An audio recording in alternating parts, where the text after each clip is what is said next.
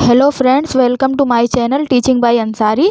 तो देखिए, आज ग्राफ की हेल्प से मूल निकालने का जो है तरीका दिया गया है। तो यहाँ पे ग्राफ भी बना है। अक्सर एग्जाम में ऐसा आ जाता है, ये ग्राफ दे दिया जाएगा, आपसे पूछा जाएगा इसमें ए बताइए, इसमें डी बताइए, डिस्क्रिमिनेंट इसमें कैसा है।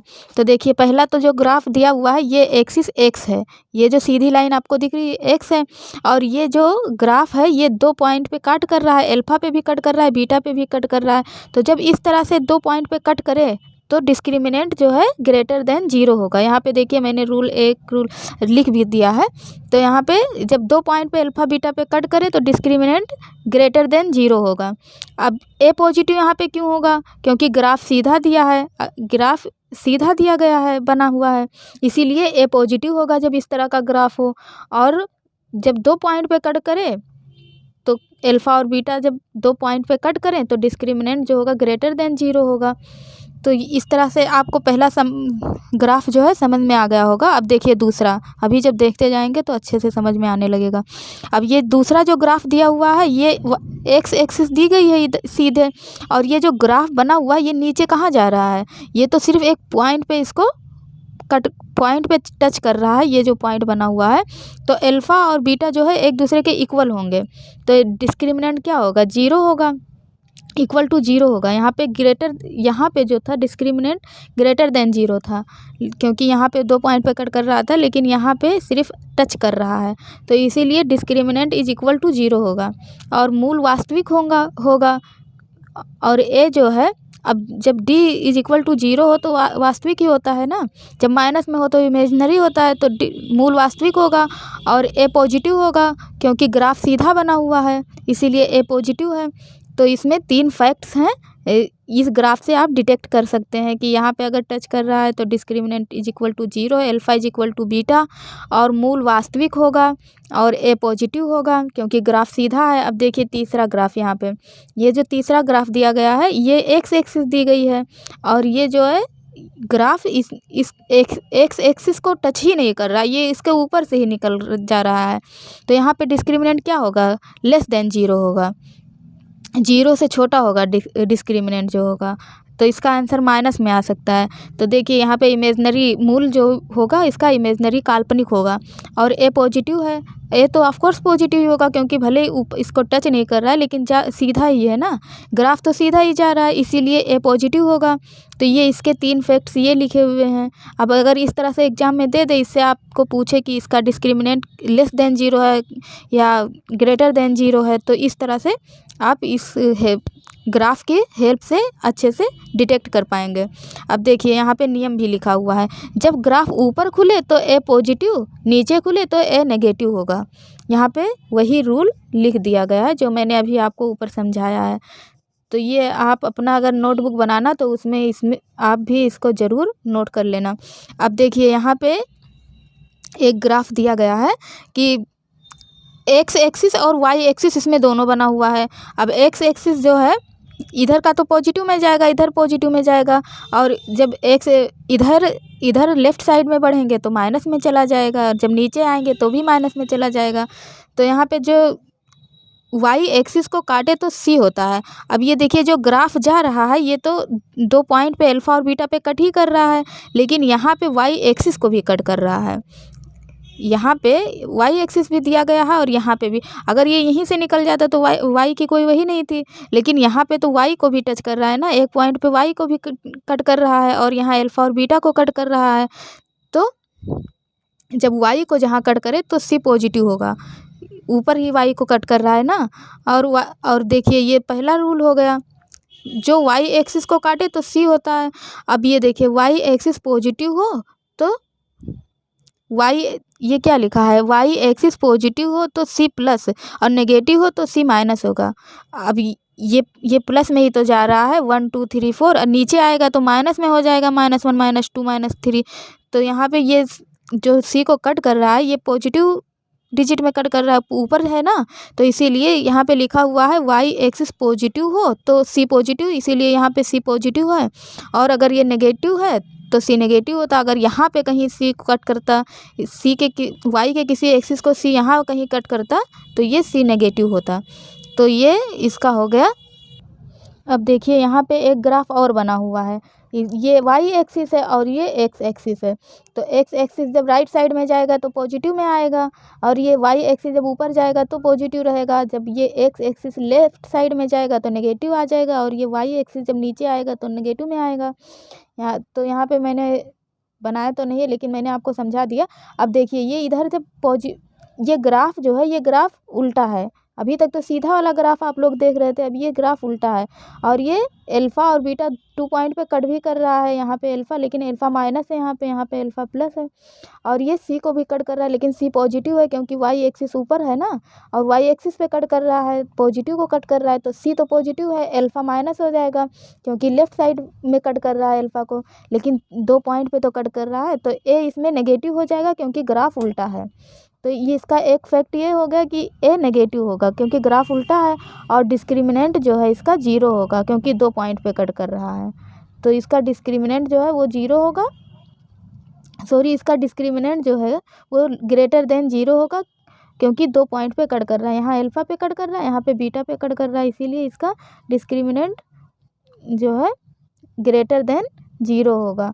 तो ये वाला उल्टा वाला ग्राफ है, एक मैंने उल्टा वाला भी समझा दिया है। अब देखिए उसी ग्राफ के बेसिस पे एक सवाल भी दिया गया है यहाँ पे कि A X square plus B X plus C में अल्फ़ा बीटा रियल रूट हैं, तो alpha less than P less than beta. तो ये दिया है, इसी की हेल्प से हमको एक ग्राफ ड्रा करने के लिए बोल रहा है। तो ए पॉजिटिव हो तो ग्राफ बनाए, अगर ए पॉजिटिव दिया हो सब वैल्यू आपको दी रहेगी। तो ए पॉजिटिव दिया गया है और P less then greater than alpha है और बीटा ग्रेटर देन पी है।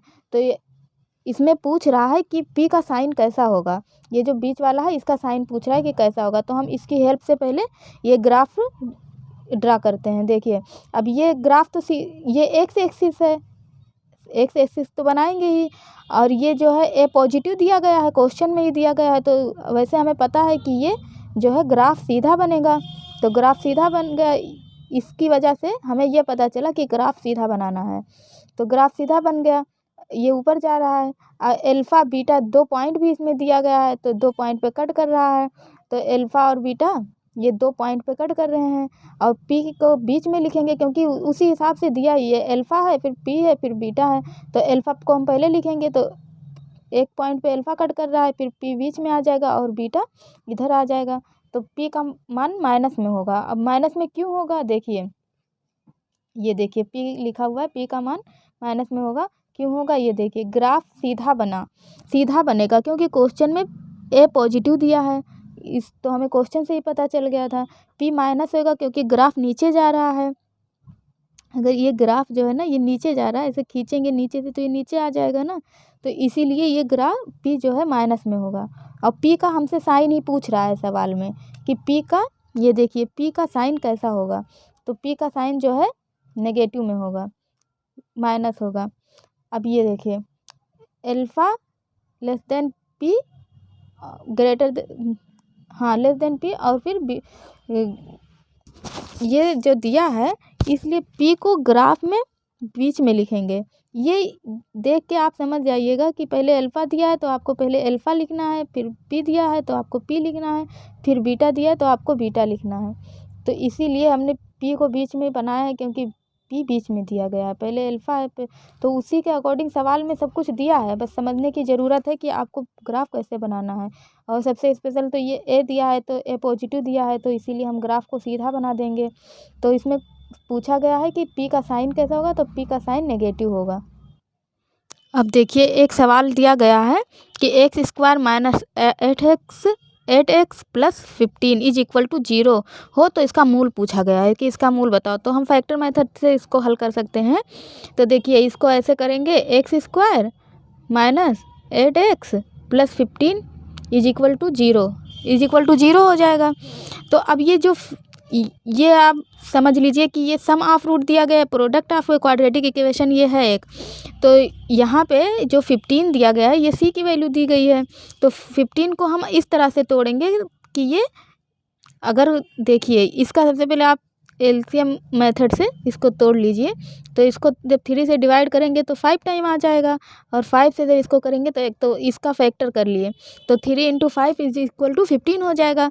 तो इसको देखिए, आप इसको इस तरह से तोड़ना है कि जब इन दोनों को मल्टीप्लाई करें, 5 को 3 से जब मल्टीप्लाई करेंगे तो 15 आए, तो 5 को 3 से जब मल्टीप्लाई करें तो 15 आए, और जब इन दोनों को ऐड करें तो माइनस का 8 आ जाए। इस तरह से आपको तोड़ना है। तो आप देखिए, यहाँ पे x² लिख देंगे, अब माइनस का 3x लिख सकते हैं ना, इसको माइनस का 3x लिख सकते हैं। बस इसका आना चाहिए, ये माइनस का 8 आना चाहिए, तो -3x, और फिर यहाँ पे -5x लिख देंगे, और यहाँ पे प्लस है, प्लस 15 कर देंगे। अब जब इन दोनों को जब मल्टीप्लाई करेंगे तो 15 आना चाहिए, और इन दोनों को जब ऐड करें तो 8 आना चाहिए। तो -3 और -5 को जब ऐड करेंगे तो माइनस का 8x आ जाएगा, और जब इन दोनों को मल्टीप्लाई करेंगे तो 15 आ जाएगा, = 0 के हो जाएगा। अब देखिए, इसमें ये x तो कॉमन है ना, तो x को इधर बाहर लिख लेंगे, तो यहाँ पे x -3 हो जाएगा, और यहाँ पे माइनस है तो माइनस का साइन लगा देंगे।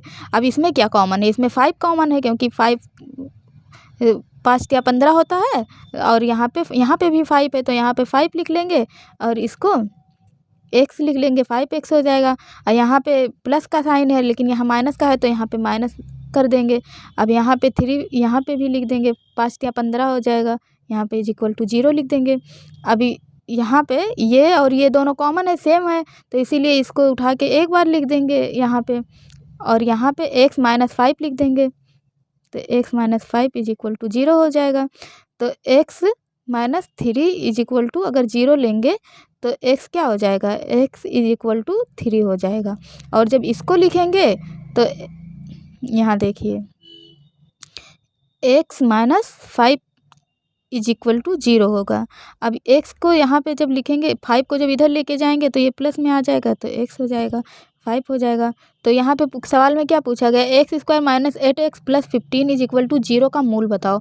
तो इसका मूल क्या होगा, इसके 2 मूल होंगे, एक हो जाएगा x = 3, और एक मूल हो जाएगा x = 5। तो आई होप आप लोगों के ये वाला सवाल भी समझ में आ गया होगा, इसीलिए मैंने लिख के बता दिया। ये जो फैक्टराइजेशन मेथड था ये थोड़ा सा कॉम्प्लिकेटेड है, तो इसीलिए बस इसको इस तरह से इसको तोड़ना है कि ये जब मल्टीप्लाई करें तो 15 आ जाए, और जब इसको ऐड करें या माइनस करें तो जो भी यहाँ पे डिजिट दिया हो वो आना चाहिए। बस ये ध्यान रखना। ये देखिए, मैंने इस मेथड से इसको इसीलिए इसे कर दिया ताकि अच्छे से समझ में आ जाए आप लोगों के। तो देखिए, इसको इस तरह से आप फैक्टर कर सकते हैं। अब यहाँ पे देखिए, एक सवाल और दिया गया है ये मूल का ही, कि 5x² जितना ही आप लोग प्रैक्टिस करेंगे उतना ही अच्छे से आपको समझ में भी आएगा, तो इसीलिए ज़्यादा से ज़्यादा सवाल सॉल्व करने की कोशिश करिए।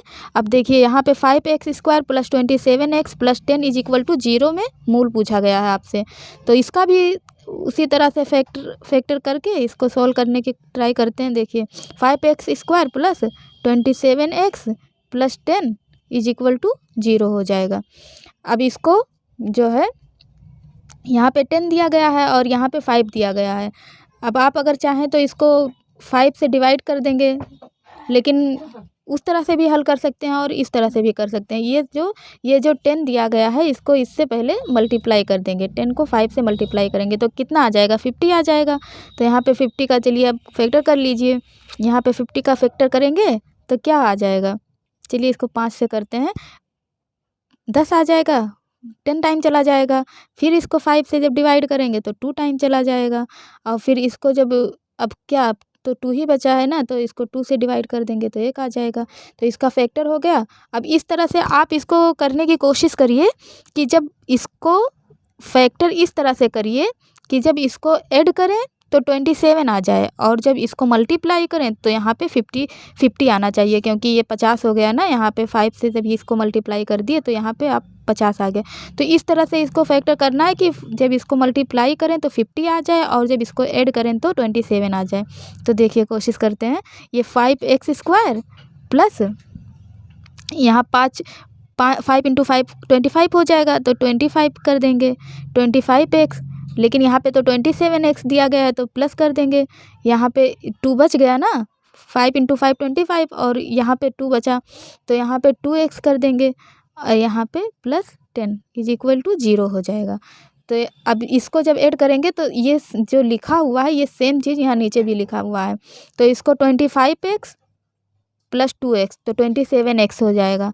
तो 5x, अब इसमें से देखते हैं कि क्या कॉमन हम लोग ले सकते हैं। तो इसमें से 5x कॉमन ले सकते हैं, क्योंकि 5x² इसमें भी एक x 2x है, तो इसमें भी x है और इसमें भी x है, इसमें भी 5 है, इसमें भी, तो 5x कॉमन ले लेंगे। तो यहाँ पे सिर्फ क्या बचेगा, x बच जाएगा, प्लस यहाँ पे क्या बचेगा, यहाँ पे 5 सिर्फ बचेगा। ये कॉमन ले लिए 5x, हम इसमें से कॉमन ले लिए। अब यहाँ पे प्लस है तो यहाँ पे प्लस लगा दिए। अब यहाँ पे क्या कॉमन ले सकते हैं, इसमें 2 कॉमन ले सकते हैं। तो यहाँ पे जब 2 कॉमन लेंगे तो यहाँ क्या बचा, अब x सिर्फ बचा यहाँ पे, तो यहाँ x लिख देंगे और यहाँ प्लस का साइन है तो प्लस लिख देंगे। और यहाँ 10 है, यहाँ से जब 2 को ऐसे क्या मल्टीप्लाई करें, 5 से मल्टीप्लाई करेंगे तो 10 आ जाएगा। तो यहाँ पे 5 लिख देंगे इज इक्वल टू 0 हो जाएगा।